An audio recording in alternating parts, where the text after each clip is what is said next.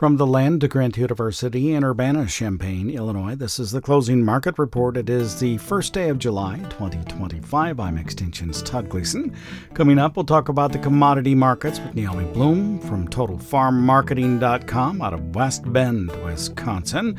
We'll get an update of crop progress across the U.S. from the state statisticians. I'll bring that to you. And then we'll turn our attention to the latest USDA hogs and pigs report. Breeding herd is down. It's the lowest in a decade. We'll learn more about that. And as we wrap up our time together, we'll take a look at the weather forecast with Don Day from Day Weather in Cheyenne, Wyoming, and hear an interview that a colleague of mine did with Michael Cordonnier of Soybean and Corn Advisor about the size of the Safrinha or second corn crop in Brazil, all on this Tuesday edition of the Closing Market Report from Illinois Public Media.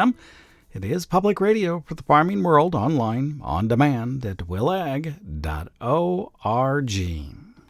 July corn for the day settled at $4.20. It was down a half. December at $4.22, 3.5 lower. July beans at $10.24 3/4, a half higher. November at $10.27 1/4, up 1/4 cent. Bean meal futures $2.10 lower. The bean oil $1.25 higher. Soft red winter wheat for the day at $5.37 1/4, up 8.5 cents for the July. The hard red July at $5.10 3/4. It finished 4 3/4 cent higher.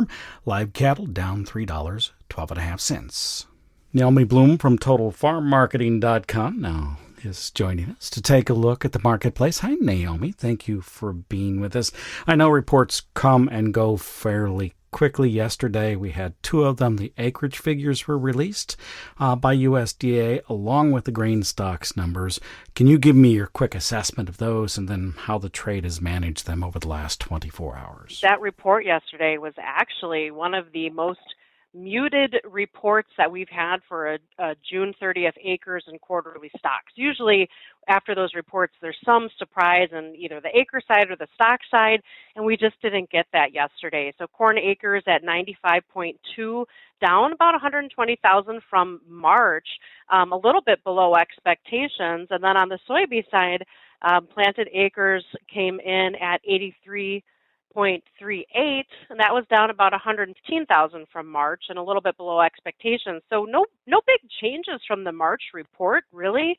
And then on the quarterly stock side of it, everything was mostly in line with expectations. So without any big, fresh fundamental news to trade on, grain markets just kind of were lackluster for a good half hour after the market report came out, and then kind of just finished a little lower for the corn and beans. And so today's action feels a little bit more like position squaring into the holiday weekend. We had news that the big, beautiful bill made it through the Senate, so now it's onto its next path of progress. And we're keeping an eye, of course, on the weather. And overall, things still looking pretty darn good for the crop. And I think that was echoed in yesterday's crop progress report that came out with the corn now 73% good to excellent. That was up 3 points from last week. And the beans coming in at 66% good to excellent, unchanged from the week prior. So not a lot of fresh news. And the markets are kind of showing that with their quiet market sentiment. With hindsight, as you look back at last week's trade from the Friday before and the drop in corn particularly, but corn and soybeans both, was there something in that set that you now see that wasn't visible at that time? Was the outside markets doing something? Was it potentially the size of the South American corn crop, particularly out of Brazil? Was it just the weather here, a combination, all of them, something I missed altogether? Oh, I think you summed it up pretty well. Getting that news last week for corn that the Brazil crop might even be even larger than USDA numbers, that weighed on the market. Seasonally, that June 20th timeframe is a lot of times the last hurrah for any kind of market rally, and so we didn't get any fresh news. And with the weather looking good enough, it was just enough for traders to say, well, let's take prices lower because we don't have any reason to take it higher. So we saw technical selling and just that sentiment that it's going to be a big enough crop here to get us through, and that the Brazil crop was going to be sizable. That just weighed on things overall. Are you fearful without some kind of weather development here that a later harvest will manage to push corn futures lower longer than maybe they might have in some other case? For instance, just because suddenly we knew that it was such a big crop, sometimes that drops the market like it did, but then it can bounce back. But maybe not this time around. I wonder. Yeah, I was kind of wondering that too, because, last year we had the harvest low come at the end of August, and then we had that fast harvest. But this year, it might be something where traders are just apathetic and just not really interested in what might get the market to work higher. So it could be something where we see the market work lower into August, barring a weather surprise or some kind of a trade deal surprise. But we see it work lower, maybe have a little recovery bounce, but then just kind of fizzle back down lower. I feel like farmers this year will store as much as they can. So that might just kind of keep the market a little bit lower in general. I was looking also back at years just to remind myself what the seasonal tendency can be for corn prices. Does it always bottom at the end of August and then just go straight up like it did last year? And the answer, of course, is no. There does seem to be some nuanced truth to the market finding a low around Labor Day and then a little recovery bounce. But sometimes that recovery bounce leads to another push lower into almost like a second harvest low. So that's something to be aware of. We're going to really need some fresh demand news or some kind of a surprise on our yield side as summer goes on, or potentially we're going to have to start seeing some kind of a weather issue begin to develop for South America for their growing season, which will get started next October, November when they're planting. So, it's frustrating when I don't have anything really exciting and positive to tell farmers and to share about the markets, but it just kind of might be one of those years. How should producers now approach the fall, particularly new crop corn that must go across the elevator scale? Well, I think have a skeptic tone in your thinking. The skeptic meaning, is it really possible that we're going to get China to come in and do a big trade negotiation? And my thought, and I've shared this on this program before, is that they might come in, but they're going to wait till the harvest low before they come in and sign anything because they're going to want to buy it as cheap as they can. And just to know that if we're in this mindset that global production or U.S. production is viewed as good enough and there's not a threat as far as weather goes, that we might be going back into a slump of lower prices. So you're going to have to go back to some of those marketing tools that worked in the years where we had lower prices and higher production levels, learning how to use carry in the market to your advantage, being mindful potentially of option strategies where you're selling calls and challenging the market to rally. It's a risky scenario, so you need to understand how that works. But you have to be ready to look at picking up nickels and dimes instead of those big, beautiful, long 50-cent price moves or dollar moves that we had when we were dealing with tight production numbers and the newness of the Ukraine-Russia war. Things are a little bit different now under this administration. Thank you much. Thank you. That's Naomi Blohm. She is with TotalFarmMarketing.com. Yesterday afternoon, the United States Department of Agriculture released the weekly crop progress report. It shows 8% of the corn crop around the nation has silked. 6% is the rolling 5-year average. The condition of the crop is said to be 73% good to excellent, breaking out the top 5 states plus Indiana. Illinois, 71%, Indiana, 62%, Iowa at 85%. Minnesota 74%, Nebraska 77%, and South Dakota, the number 5 corn producing in the nation, is 70% good to excellent for its crop. 17% of the soybeans around the nation have bloomed now. 16% is the rolling 5-year average, and 3% of the crop has set pods. 2% is the 5-year average. Iowa running ahead It's at 4% setting pods now for its soybeans. 1% is the rolling 5-year average there. Missouri, too, at 1%. Usually there are no soybean setting pods in that state at this time of the year. The good to excellent categories combined across the nation for soybeans round out at 66%, with the top 5 plus Indiana at 54% for Illinois, Indiana 61% good to excellent, Iowa 77%, Minnesota 73%, Missouri 72%, and North Dakota at 57%. Good to excellent. Of the states we follow, only Iowa now, since the Doge cuts, releases a statewide weekly crop progress report. You can find it on their website. Look for crop progress, Iowa.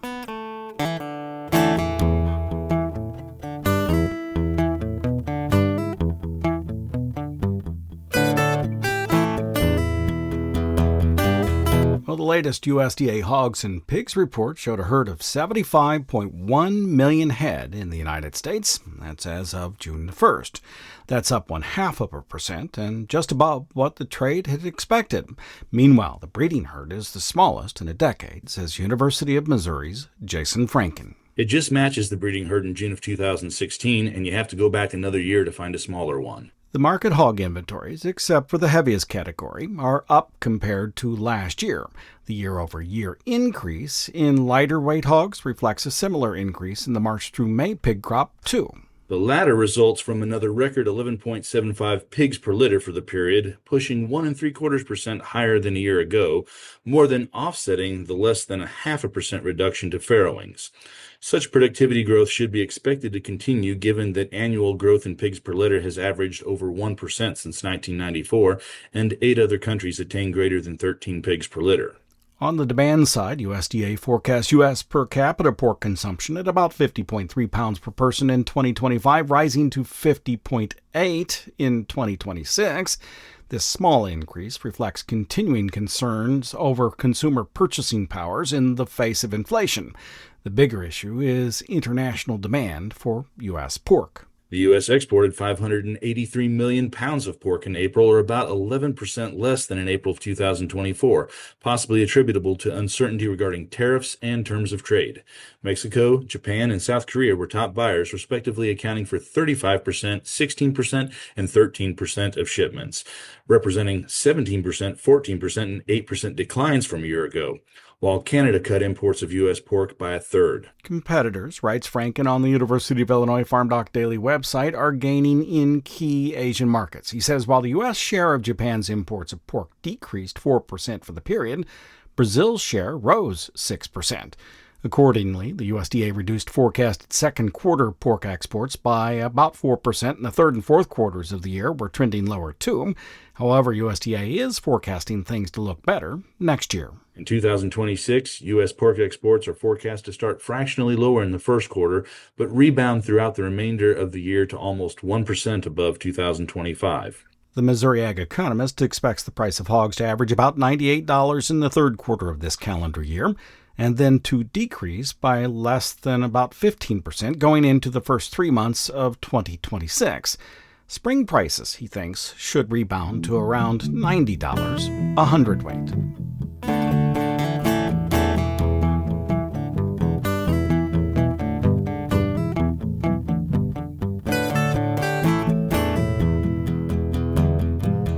From time to time, we talk with Michael Cordonnier from Soybean and Corn Advisor. He often makes trips into South America, Brazil, and Argentina, both. I did not talk with him, but a colleague of mine at the National Association of Farm Broadcasting, Rob Winters at WOW, that's WOWO, out of Fort Wayne, Indiana, did recently. And he sent me some of the audio. He started by asking Cordonnier about the size of that second crop, or Safrinha corn, in Brazil. Absolutely right. Usually, the rain tapers off early May, but this year, the rainfall in April and May was quite heavy, very beneficial. In fact, it's still raining in the state of Paraná, a little bit further south. Good for yield, of course. Slows down the harvest a little bit. Now, it is going to be a very big Safrinha corn crop, 130 million tons or more. I've been raising my estimate every couple of weeks, and the harvest is just barely getting started, maybe 10%. And many states are anticipating record yields for the Safrinha corn. There's only been a few little problems down in the southern locations, the southern Mato Grosso do Sul, and Paraná, and it's still raining there. Now, one of the reasons very slow harvesting, last year was 21% harvested. The seed moisture is very high. It hasn't dried off very much. And first of all, they don't have much on-farm storage, much less drying capacity. So they'd rather have it dry down in the field instead of paying, at the co-op or the grain elevator to dry it down. Normally, this time of the year, mid-June, it's bone dry, but not this year. They keep getting rain, delaying the harvest. Paraná, for example, less than 1% harvested. It's not like nonstop rain. It's just too rainy to have the seed moisture drop down to what they want. Again, that's Michael Cordonnier of Soybean and Corn Advisor. He was asked about the size of this crop and the yield of the corn crop in Brazil, which is just 95 bushels, but it is an enormous yield for that South American country. Well, you got to remember that the farmers in Brazil live and die by soybeans. This second crop of corn is just icing on the cake. If you get your soybeans harvested on time and get the Safrinha corn planted, you don't save the farm by the corn crop. So this is just a real bonus to have that much yield. And that yield keeps going up. But the seed companies saw the potential. They developed very short maturing hybrids suitable for central Brazil, and now it's keep going up. So, 95 bushel corn isn't much to brag about, but it's coming after 70 bushel soybeans. So that's what makes the big difference. Despite this bumper Safrinha corn crop out of Brazil, USDA is expecting that they will not export nearly as much corn as they have in the past. There are some reasons for that, says Cordonnier. Right now, about 20% of the ethanol in Brazil comes from corn, and they're building plants as fast as they can, and they're going to use about 20 million tons of corn to make ethanol, up from zero about 7-8 years ago. The ethanol production using corn is going up faster than the corn production is going up. Next year, they think it's going to be very, very profitable. So it's just going to keep getting bigger and bigger. So ethanol is the reason why exports may not be quite as much as what you would expect with a record crop. So ethanol production, particularly from plants being developed in Mato Grosso, that's the largest soybean-producing state in the nation and one of the largest corn-producing states as well. And then, of course, there is the livestock sector, which is primarily in the southern part of Brazil. Brazil is the largest poultry exporter in the world. The poultry and the hogs are located in southern Brazil, and they're always at a corn deficit in that southern part of the country. So the corn that's produced up in central Brazil, a lot of it has moved down to the livestock sector. And of course, with all the ethanol plants, you get DDGs, so they're also being moved down to southern Brazil and exported as well. I just wrote a story. The only railroad in Mato Grosso just gets into the southeast corner of the state, but they are now building an extension that also is going to get up into the central part of the state, which is the heart of soybean production. So within maybe 5 years or so, they will have a railroad going straight from the heart of Mato Grosso to the Port of Santos, which is the largest port in Latin America. They're slowly working on the infrastructure. Infrastructure which will continue to provide support for key demand sectors like livestock and ethanol production inside Brazil, and of course to the export market as well.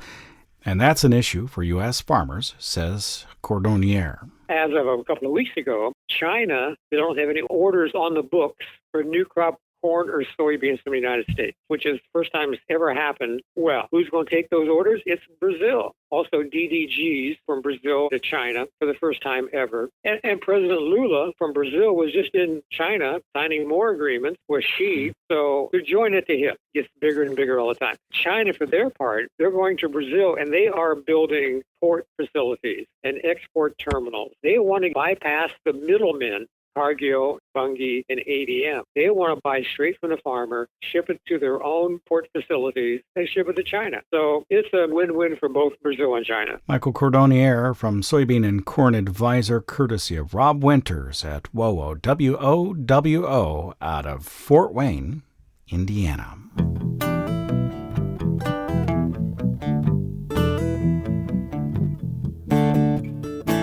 The theme music for the Closing Market Report is written, performed, produced, and courtesy of Logan County, Illinois farmer Tim Gleason. Do visit our website. The address there is willag.org, WILLAG.org. Up next, we'll hear from Don Day. He's at Day Weather in Cheyenne, Wyoming. As we look ahead over the next 7 to 10 days, we see a similar pattern. We're going to continue to have that ring of fire moisture in the northern and western Corn Belt areas.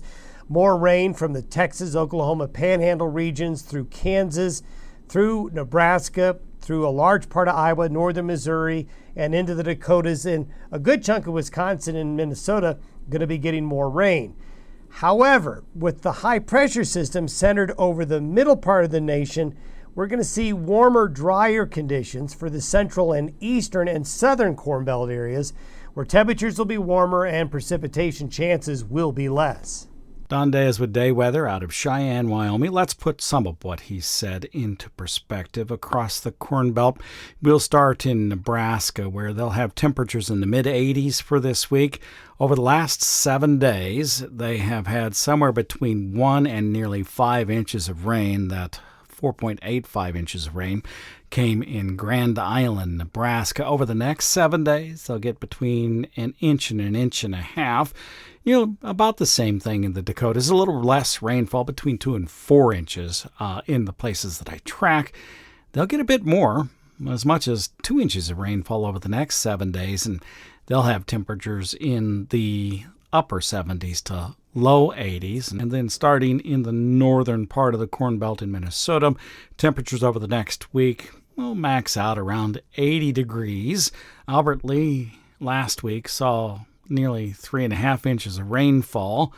They'll get another 1.5 inches this week. That's kind of par for the course for Minnesota. And then in Iowa, a little bit of a different story. However, last week they had between 1 and 3 inches. Really, the only place that I tracked that had 1 inch and 3/10 was Iowa City. And it'll get the best rainfall over the next week at about 1 inch. Otherwise, that's par for the course for the western part of Iowa, and 1/2 inch in the eastern part.